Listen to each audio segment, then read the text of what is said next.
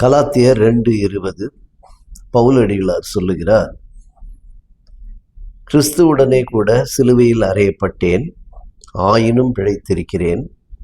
இனி நான் அல்ல, கிறிஸ்துவே எனக்குள் பிழைத்திருக்கிறார். நான் இப்பொழுது மாம்சத்தில் பிழைத்திருக்கிறதோ என்னில் அன்பு கூர்ந்து எனக்காக தம்மை தாமே ஒப்பு கொடுத்த கடவுளுடைய குமாரனை பற்றும் விசுவாசத்தினாலே பிழைத்திருக்கிறேன். எவ்வளவு அழகான ஒரு லட்சிய வார்த்தை. இந்த லட்சியம், சிலுவைக்கான லட்சியம். அப்போ ஒரு ஃப்ரேஸ் ஆங்கிலத்தில் சொல்லுவாங்க, அது என்னன்னா கிராஸ் மை ஆம்பிஷன். இந்த கிராஸ் மை ஆம்பிஷன் அப்படின்னா, என் லட்சியத்தை அடைவதற்கு நான் கடந்து செல்லும் போது அநேக தடைகளை தகர்த்தெறிந்து மேற்கொண்டு அதை கடந்து செல்லுகிறேன், இதையெல்லாம் வெற்றி கொண்டு செல்லுகிறேன் என்பதாக அதற்கு ஒரு பொருள் உண்டு, கிராஸ் மை ஆம்பிஷன். இப்போ நம்ம அதை இப்படி யோசித்து பாருங்களேன், கிராஸ் மை ஆம்பிஷன், சிலுவை எனது லட்சியம் என்று பார்த்தோம் என்றால், அந்த சிலுவைக்கான லட்சியம், அந்த லட்சியத்தின் வசனம் தான் இப்போ நம்ம பார்த்தோம். அந்த சிலுவைக்கான லட்சியம் எதற்கு? ஒரு லட்சியம் என்றால் அதற்கு ஒரு குறிக்கோள் உண்டு. அந்த குறிக்கோள் எதினால்? தேவையின் அடிப்படையில் இருக்கும். எது தேவை? இயேசு கிறிஸ்து என்ன சொல்லுகிறார்? மத்தேயு நற்செய்தி நூலிலே, தன்னைத்தானே வெறுத்து சிலுவையை எடுத்துக்கொண்டு என்னை பின்பற்றி வர கடவன். அப்போ நாம் செல்ல வேண்டிய இடம், அவர் நம்மை அழைத்து செல்லும் இடம் பரலோகம். பரலோகத்திற்கு செல்வதற்கு எனக்கு தேவை சிலுவை. அந்த சிலுவையை தேடுவது என் லட்சியமாய் இருக்க வேண்டும். சிலுவையை எடுத்து செல்வது என் லட்சியமாக இருக்க வேண்டும்.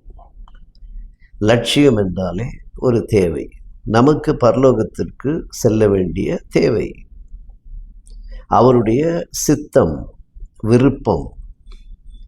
அப்போ இந்த லட்சியம் என்றாலே ஒரு தேவை என்று வருகிறது.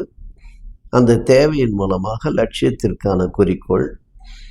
அதை குறித்து ஒரு சம்பவம் என்ன அப்படின்னு பார்த்தீங்கன்னா, சாமுவேல் மோர்ஸ் கேள்விப்பட்டிருப்பீங்க. சாமுவேல் மோர்ஸ் என்பவர் மிகப்பெரிய ஒரு பெயிண்டர், அழகாக படம் வரைகிறவர், ஓவியம் தீட்டுகிறவர்.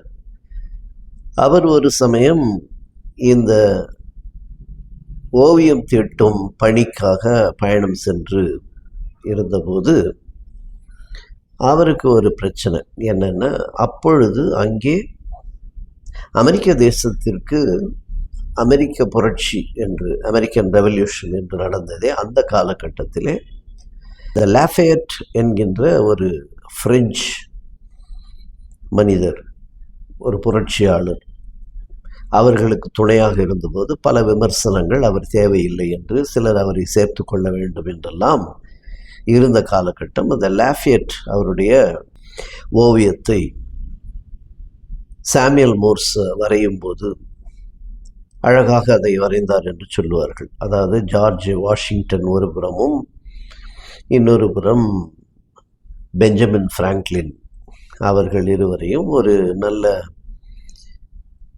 சூரிய அஸ்தமன ஒரு பின்னணியிலே வரையப்பட்ட ஒரு அருமையான ஓவியம். அதை ஓவியத்தை தருவாயில் அவருக்கு ஒரு செய்தி வருகிறது, அவருடைய மனைவியின் உடல்நிலை பாதிக்கப்பட்டுள்ளதாக. அப்போல்லாம் இன்லன் லெட்டர், அந்த கடிதம் வந்து சேருவதற்கு தாமதமானதினால் உடல்நிலை சரியில்லாத மனைவியை பற்றிய தகவல் மிக தாமதமாய் வந்ததினால் உடனடியாக அவர் புறப்படுறாரு. அவர் புறப்படும் ஏற்பாடுகளின் சமயத்தில் இன்னொரு கடிதம் வந்ததாக சொல்லப்படுகிறது.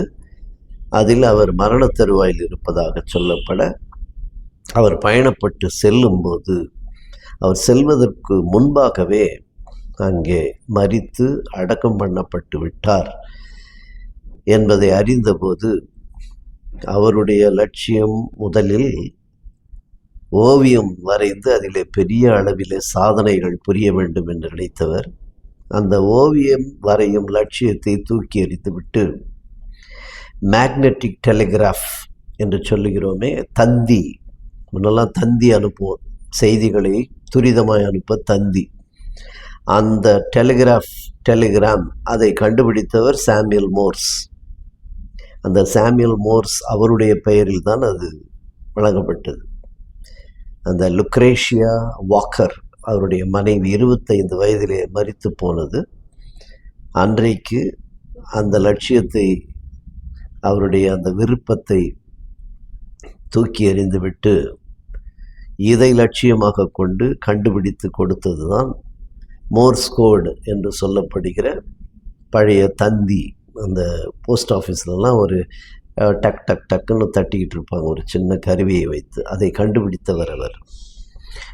லட்சியத்திற்கு தேவை உண்டு, தேவை என்பது அவசியம், அந்த அவசியம் என்பதற்கு அத்தியாவசியம் என்றும் ஒரு அடுத்த கட்ட நிலை உண்டு. அப்போ அத்தியாவசியம் எது?